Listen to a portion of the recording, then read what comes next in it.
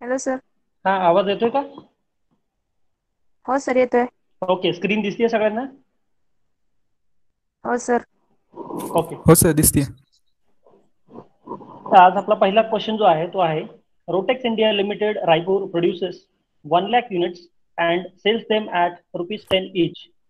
The variable cost per unit is ₹6 and the total cost amounted to ₹2 lakh. They have asked us to calculate the break-even point in units and sales by following the formula method and the geographical presentation method. And they have also asked us to calculate the margin of safety showing the angle of incidence.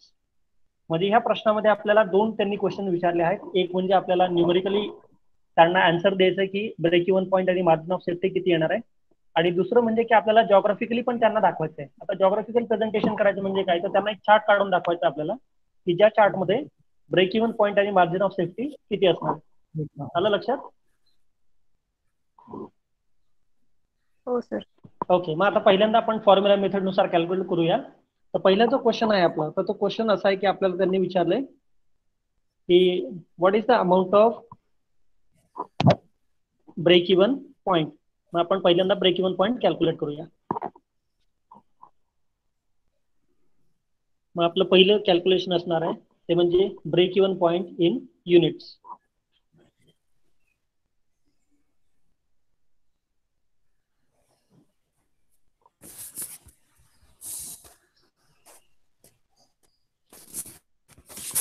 Break even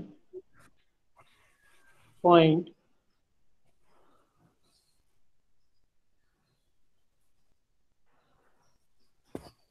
in unit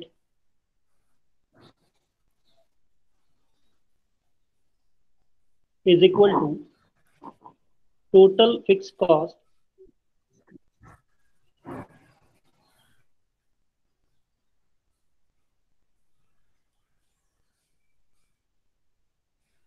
divided by contribution per unit.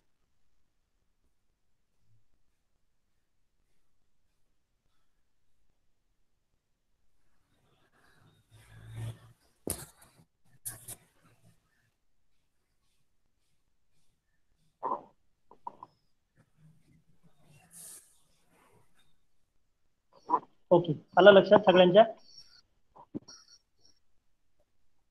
हो sir. Okay, आता question मध्ये हो sir. आपल्याला contribution per unit दिलेलं नाहीये बघा. आपल्याला तिथे टोटल फिक्स कॉस्ट दिली आहे बघा. Total fix cost amounted to rupees किती आहे? ₹2 लाख. बट आपल्याकडे काय नाहीये, तर कॉन्ट्रीब्युशन पर युनिट नाहीये. मग आपल्याला काय करावं लागेल, आधी कॉन्ट्रीब्युशन पर युनिट काढावं लागेल. मग आता contribution per unit is equal to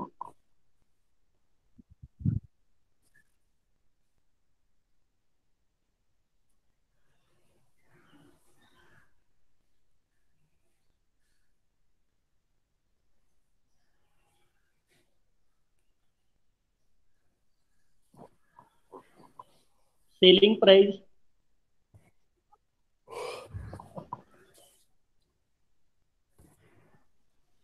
per unit minus variable variable. Cost per unit.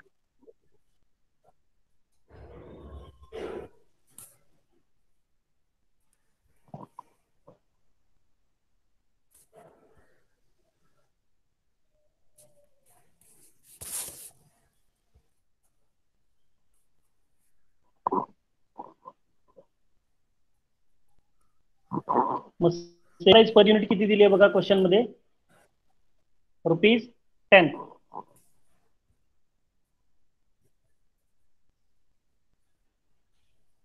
₹10 minus, आता व्हेरिएबल कॉस्ट किती आहे बघा इथे? The variable cost per unit is ₹6.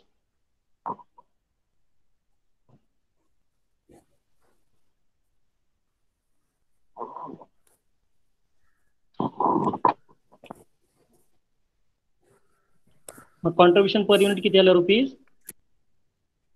₹4. मग आपण आता परत एकदा सगळ्या फॉर्म्युल्यामध्ये सम इन्सर्ट करणार आहोत. Break even point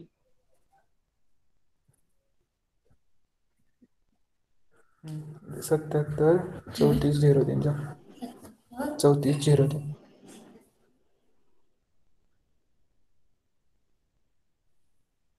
is equal to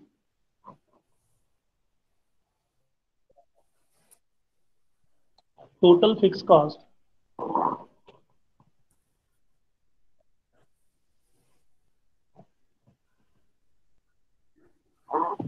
एक minute 77 2303 77 3403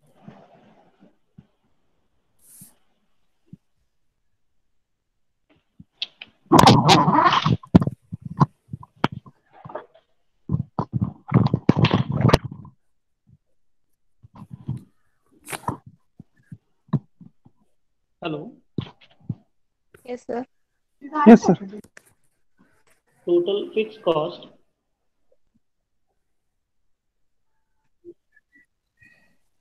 divided by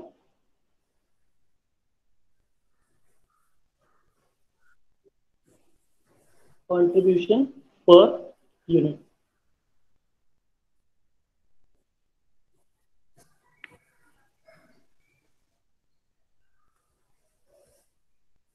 fix cost किती दिली बघा टोटल क्वेश्चन मध्ये rupees 2 lakh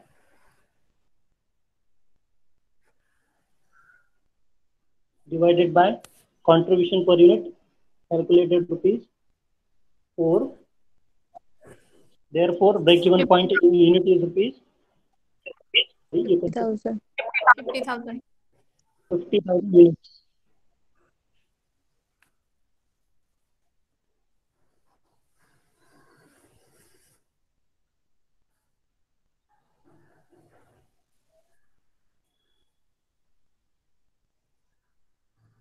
okay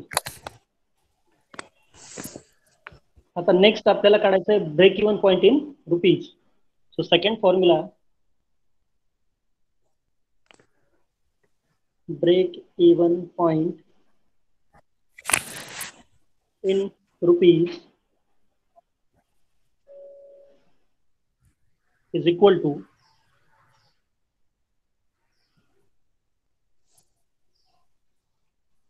BP in units multiplied by selling price per unit.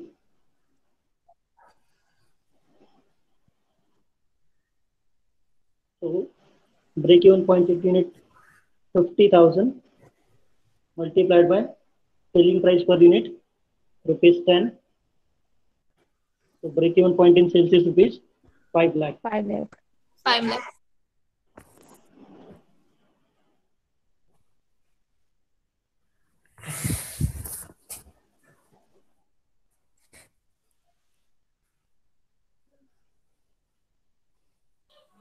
You can say B in rupees. Okay.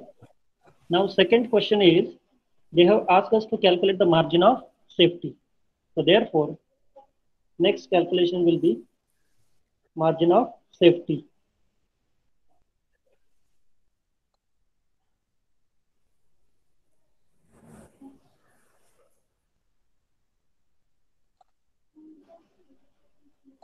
Margin of safety is equal to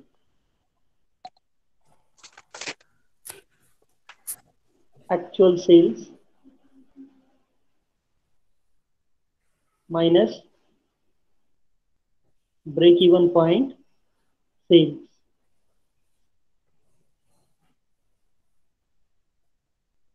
Therefore margin of safety is equal to actual sales. It is given in the question 1000 units multiplied by 10 is equal to rupees 10 lakh.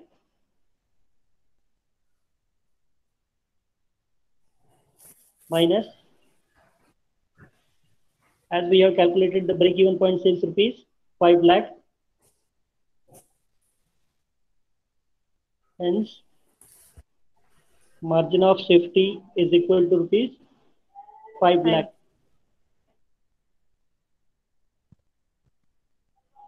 Okay, any doubt? No sir. कोणाची काही शंका आहे का याच्यामध्ये?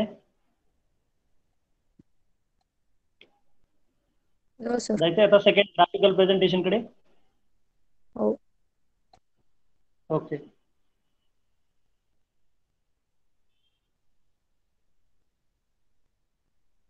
आता आपल्याला याचं graphical presentation करायचं बघा. आणि ग्राफिकल प्रेझेंटेशन करताना आपल्याला एक्स आणि वाय असे दोन ऍक्सेस काढावे लागतील.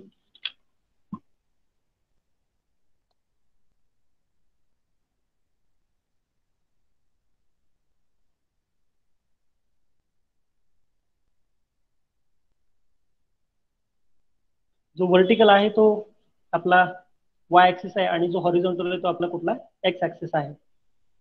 आता या ठिकाणी आपली इकडे असणारे कॉस्ट आणि एक्स ऍक्सिस वरती असणारे आपलं आउटपुट.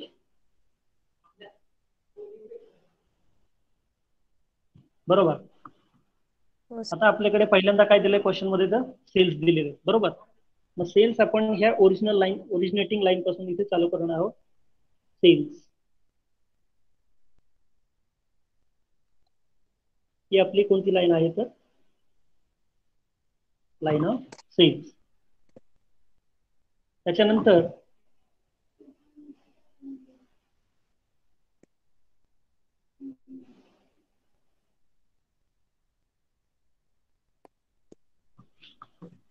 दुसरं आपल्याकडे आहे ते म्हणजे फिक्स कॉस्ट. फिक्स कॉस्ट किती दिली आपल्याला? 2 लाख रुपीज. मग फिक्स कॉस्ट लाईन आपण इथे काढूया.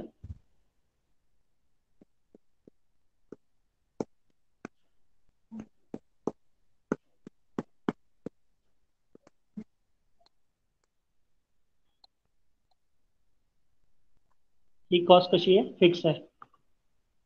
त्यानंतर आपल्याकडे आता व्हेरिएबल कॉस्ट एक आहे बघा. तर फिक्स कॉस्ट पेक्षा जी जास्त असणार आहे ती कॉस्ट कोणती असेल? आपली व्हेरिएबल कॉस्ट. त्यामुळे आपण फिक्स कॉस्टच्या लाईनच्या वरतून आपण व्हेरिएबल कॉस्ट लाईन काढत आहोत.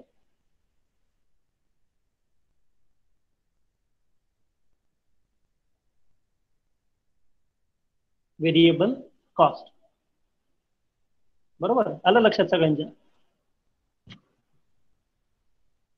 आता हा जो इंटरसेक्शन पॉइंट आहे इथे,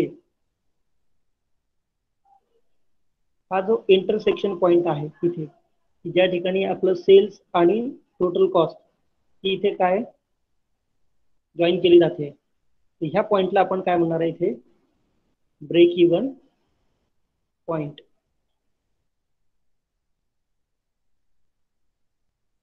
हा पॉइंट आपला कुठला आहे? बीईपी. जिथे आपला total sales is equal to rupees 5 lakh and cost is also rupees 5 lakh. आता हा जो एरिया आहे या लाईनच्या खाली,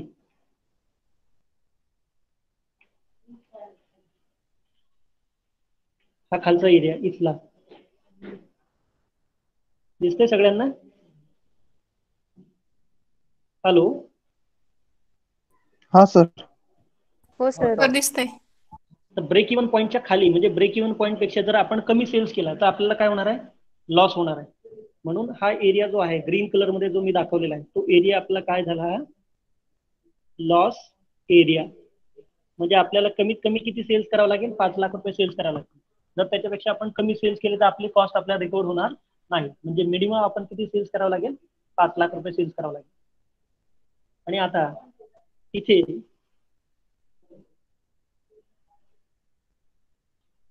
हा जो पोर्शन आहे ब्रेक इव्हन पॉइंटच्या वरचा,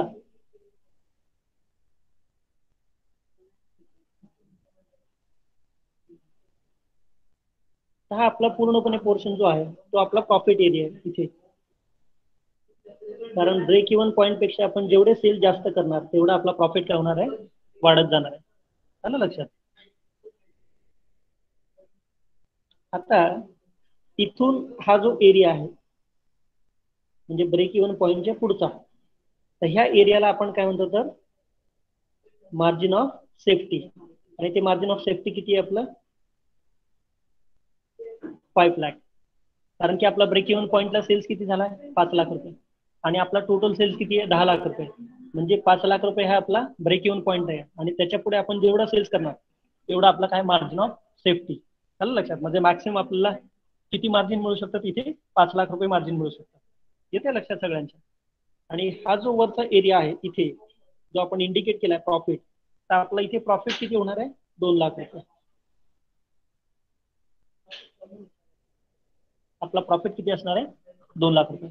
जर तुम्ही मार्जिनल कॉस्टिंगचं इक्वेशन काढून बघितलं, इक्वेशन काय आहे आपलं, sales minus variable cost is equal to contribution minus fix cost is equal to आपण काय म्हणतो प्रॉफिट. आता इथे सेल्स किती आहे बघा 10 लाख, व्हेरिएबल कॉस्ट किती आहे आपली 6 into 10 इज 6 लाख. आपलं कॉन्ट्रीब्युशन किती आलं 4 lakh. Contribution minus fix cost किती आपली 2 लाख रुपीज. म्हणजे आपला प्रॉफिट किती आला 2 लाख रुपीज. म्हणून हा जो प्रॉफिट एरिया आहे तो प्रॉफिट एरिया किती घेतला आपण रुपीज 2 लाख. आलं लक्षात सगळ्यांना? Hello sir. हा, कुणाची काही शंका आहे का आता ग्राफिकल प्रेझेंटेशन मध्ये?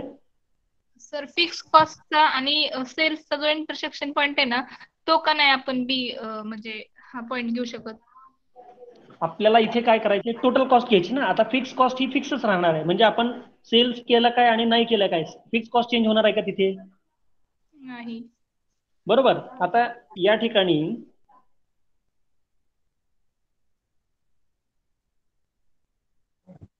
ही फिक्स कॉस्ट इथे आहे ना, या ठिकाणी इथे फिक्स कॉस्ट आहे आपली. बरोबर. आता जेव्हा सेल्स होतोय तेव्हा ही कॉस्ट इन्कर्ड होते ना या ठिकाणी या लेवलवरती. म्हणजे तुम्ही सेल्स केलं काय आणि नाही केलं काय तुम्हाला एवढी फिक्स कॉस्ट तर येणारच आहे ना इथे. हो सर, समजलं सर. व्हेरिएबल कॉस्ट जी आहे, जर तुम्ही प्रोडक्शन जर ह्या लेवलपेक्षा जास्त केलं तर व्हेरिएबल कॉस्ट तुमची वाढणार ना. म्हणजे ह्या लेवलमध्ये बघा इथे हा फिक्स कॉस्ट इथपर्यंत घेतली आपण, ही फिक्स कॉस्ट इथपर्यंत घेतलेली आहे आणि व्हेरिएबल कॉस्ट आपली इथपर्यंत घेतलेली आहे. म्हणजे फिक्स प्लस व्हेरिएबल दोन्ही मिळून कुठली कॉस्ट झाली टोटल कॉस्ट झाली तिथे. आणि म्हणून इंटरसेक्शन पॉईंट मध्ये आपली फिक्स कॉस्ट येणार नाही कारण फिक्स कॉस्ट ही सेम राहते, ती चेंज होत नाही. आणि व्हेरिएबल कॉस्ट ही आपली फिक्स कॉस्टच्या पेक्षा जास्त असते.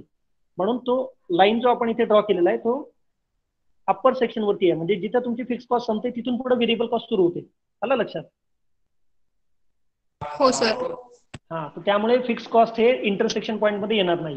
कारण की तिथे हे जे 2 पॉईंट आहेत म्हणजे हा एक पॉईंट आणि हा व्हेरिएबल कॉस्टचा एक पॉईंट, तर हे दोन्ही पॉईंटची टोटल इथं आलेली ह्या इंटरसेक्शन पॉईंटला आलेली आहे. तर त्यामुळे तिथं टोटल कॉस्ट मांडली जाते. तिथं फक्त व्हेरिएबल कॉस्ट असा अर्थ घ्यायचा नाही, तिथे फिक्स प्लस व्हेरिएबल म्हणजे हा खालचा पोर्शन, हा पोर्शन प्लस या व्हेरिएबल कॉस्टचा पोर्शन, असे दोघांची बेरीज आहे इथे. आलं लक्षात? म्हणजे इथे आपलं सेल्स पण 5 लाख रुपये आहे आणि इथे आपलं खालचं आउटपुट पण किती आहे 50,000 युनिट्स आहेत आणि इकडे आपली कॉस्ट पण किती झाली 5 लाख. म्हणजे 5 लाख कॉस्ट आहे आणि इथे 5 लाख आपलं काय झालं इथे सेल झालेला आहे.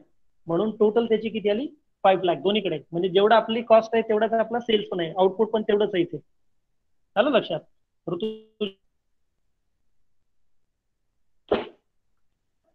हॅलो. Yes sir. ओके, जायचंय आता पुढे? हा सर. ओके.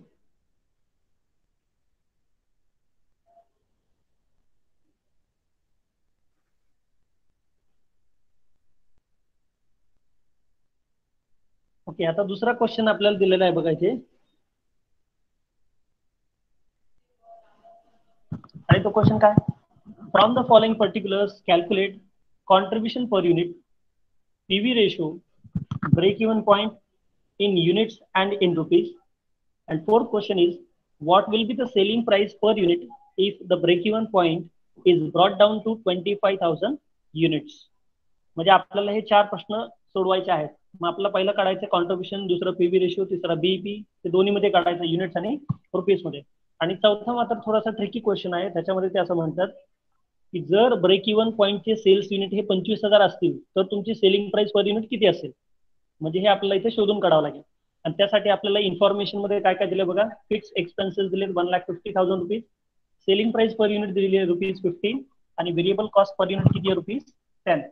मग आता ह्या 3 फिगरची हेल्प करून आपल्याला फक्त काय काढायचे, एक कॉन्ट्रीब्युशन काढायचे, दुसरं पीव्ही रेशो, तिसरा बीईपी आणि चौथं सेल्स प्राइस किती काढायची आहे जेव्हा आपले ब्रेक इव्हन पॉईंट किती असतील 25,000 युनिट असतील. ओके, मग आता पहिला जो आपला क्वेश्चन आहे तो आपण आन्सर करूया. Break even point in per unit. So first, contribution per unit is equal to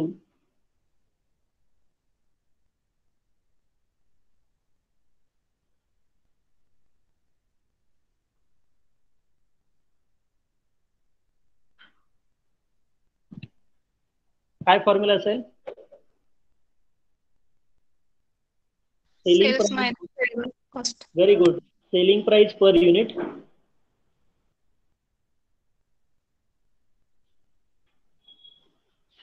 minus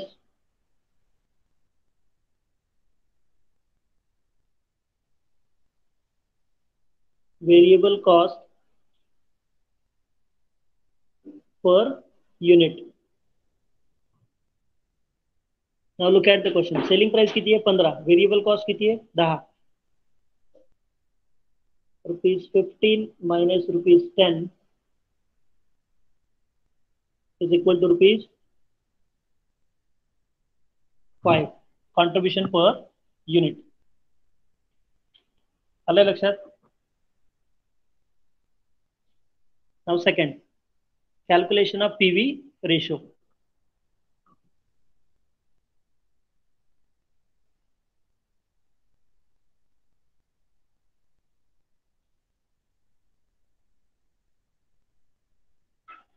PV ratio is equal to, what is the formula? Contribution upon sales into 100. Very good. Contribution upon sales. आता आपण इथे हा formula थोडासा change करायचा आहे. याचं reason काय? Number of unit किती मॅन्युफॅक्चर्ड आहे हे आपल्याला सांगितलं की इथे कुठे बघा बरं? नाही सांगितलेलं, बरोबर. पण आपल्याला कॉन्ट्रीब्युशन पर युनिट आणि सेल्स प्राइस पर युनिट माहिती आहे. मग आपण फॉर्म्युलामध्ये फक्त एक चेंज करायचा आहे. Contribution per unit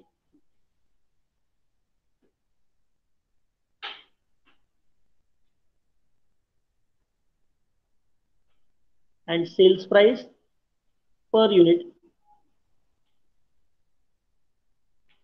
into 100. Contribution per unit is equal to rupees 5 divided by sales price per unit is equal to rupees 15 multiplied by 100. Bolo, how much will be the PV ratio? 33.33. 33.33%. PV ratio is always indicated in percentages.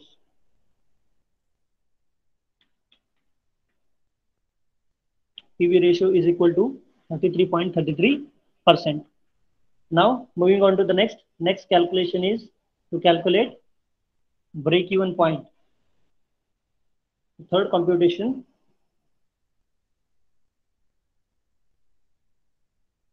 break even point.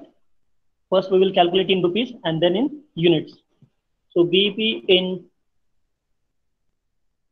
rupees is equal to fixed cost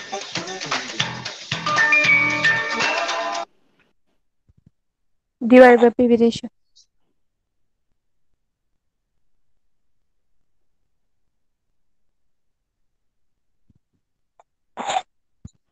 divided by PV ratio.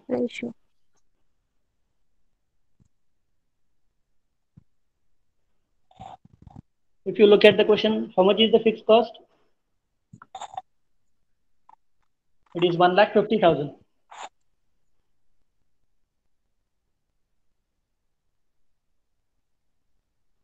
Divided by PV ratio. What is the percentage of PV ratio? 33.33.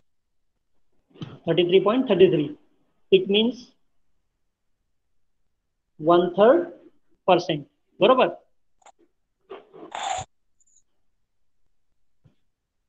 आता लक्ष द्या. Rupees 1,50,000 divided by, आता हे 33 1/3% हे जर तुम्ही केलं directly तर तुम्हाला आन्सर नाही मिळणार. बरोबर बरोबर आहे. मग इथे आता काय करायचंय, फक्त इथे काय घ्यायचं 1 आणि थर्ड, कारण 1/3 म्हणजेच काय 33.33%. बरोबर. मग आता आपण काय करणार आहे बघा, इथे फिक्स कॉस्ट रुपीज 1,50,000. आता हे जे 3 आहे इथे, ते इकडे गेल्यानंतर काय होणार आहे, मल्टिप्लाय होईल ना. मग इथे काय करणार आपण, मल्टिप्लाइड बाय 3, आणि हे जे 1 आहे ते 1 इथे कुठे जाणार, बॉटमला जाणार. त्याच्यामुळे break even point in rupees मध्ये किती येणार, 4,50,000. 50.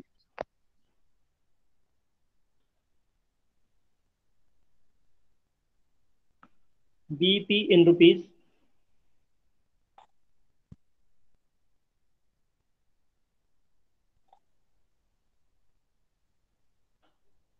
रुपीज 4,50,000. याच्यामध्ये कोणाचा काही डाऊट आहे का? No sir. हा, कोणाला नाही समजलं? Hello hello. समजलंय सर. हा, पुढे जायचंय का मग? हो. ओके. आता ब्रेक इव्हन पॉईंट आपण कशामध्ये काढायचा आहे, युनिट्स मध्ये. Break even point in units is equal to fixed cost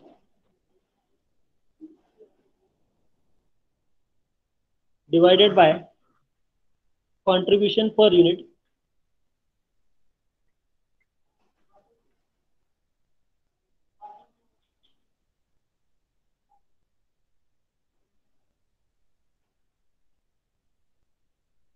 so fixed cost is rupees 1,50,000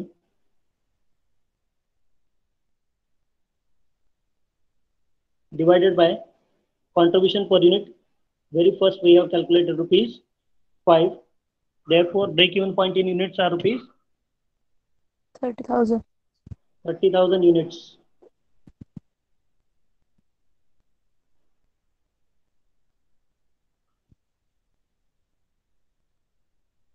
BP in units.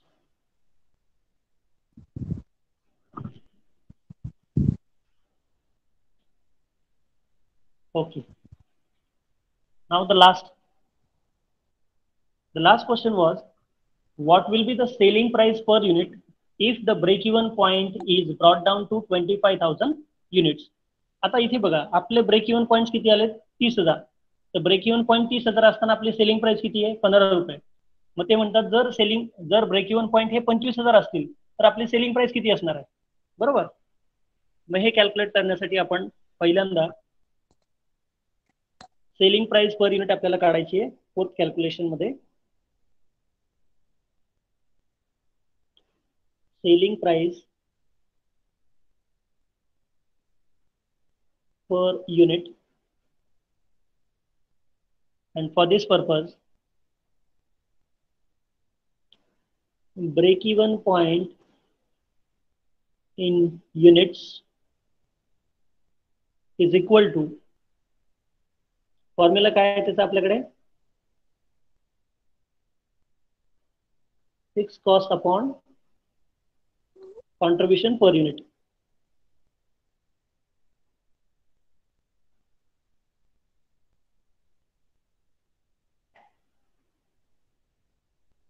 Contribution per unit. मग आता आपण ह्या फॉर्म्युलाला थोडंसं जर आपण चेंजेस केले तर बघा फॉर्म्युला कसा नवीन तयार होईल आपला. Contribution per unit is equal to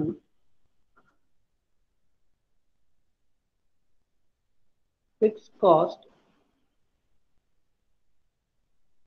divided by, हे बीईपी इकडे येणार खाली, BEP in units.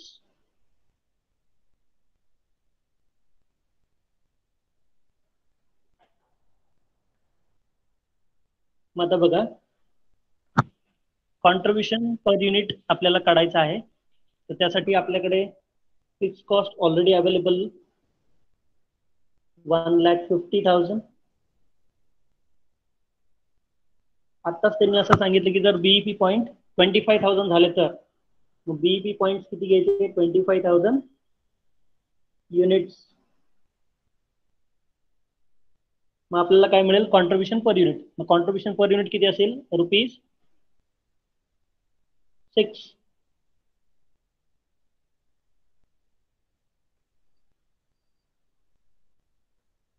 Contribution per unit is equal to ₹6. मग आता आपण कॉन्ट्रीब्युशन मधून सेलिंग प्राइस काढू शकतो.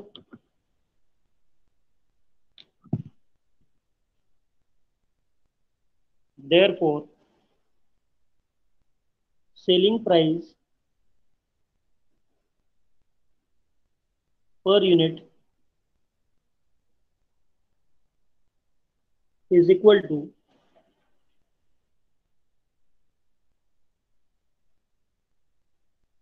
variable cost per unit plus contribution per unit.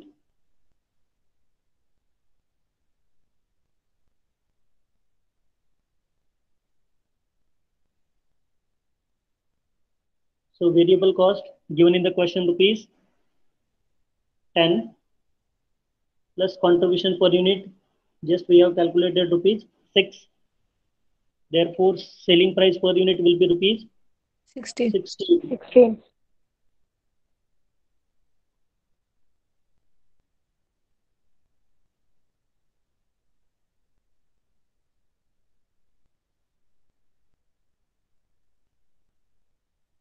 Okay, लक्षात आलं का सगळ्यांना? आपण फॉर्म्युला कसा वापरलाय?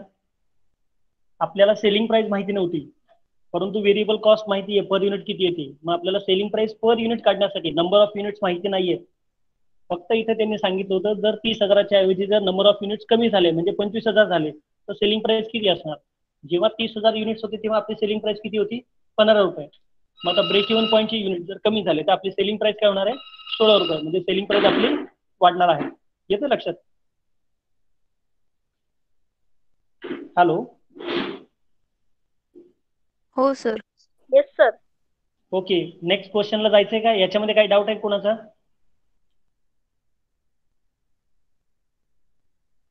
No sir. No okay. Sir.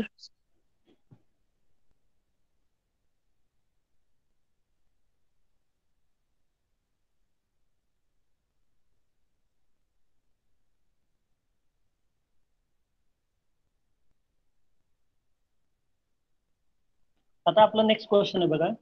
Find out the selling price per unit if break even point is to be brought down to 9,000 units. म्हणजे आता आपण जे लास्ट कॅल्क्युलेशन केलं ते सेम टू सेम इथे कॅल्क्युलेशन करायचं आहे. बरोबर. मग आपण सेम कॅल्क्युलेशन इथे करणार आहोत. आता आपल्याला सेलिंग प्राइस पर युनिट काढायची. तर सेलिंग प्राइस पर युनिट काढण्यासाठी आधी आपल्याला काय काढावं लागेल? कॉन्ट्रीब्युशन पर युनिट काढावं लागेल. बरोबर. मग पहिल्यांदा आपण बीईपीचा फॉर्म्युला लिहूया. BEP in units is equal to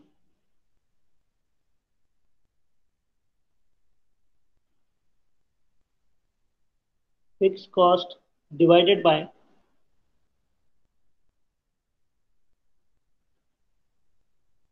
Contribution per unit. contribution per unit.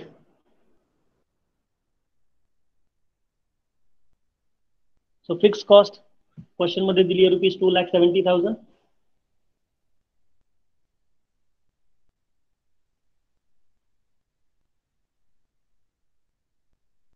Divided by.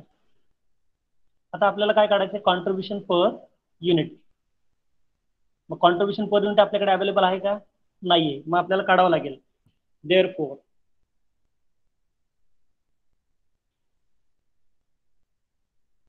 contribution per unit is equal to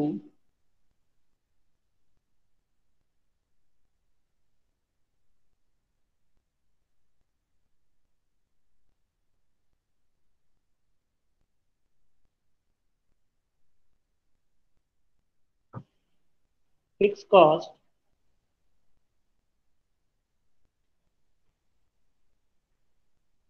divided by BEP in units.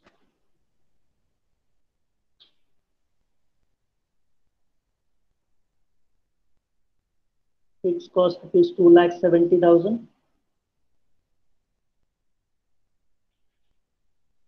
BEP in units given is 9,000.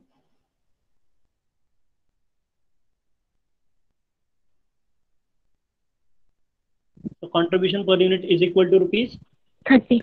Yeah, 30. 30 per unit.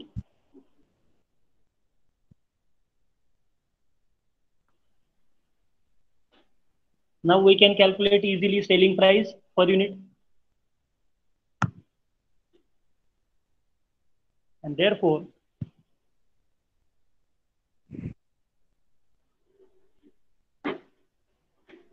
selling price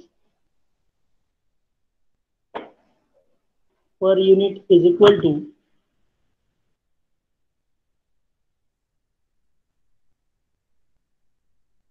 or contribution per unit is equal to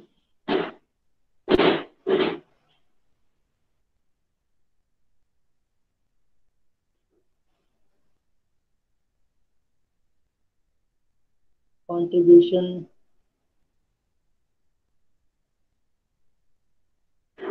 per unit is equal to selling price per unit minus variable cost per unit.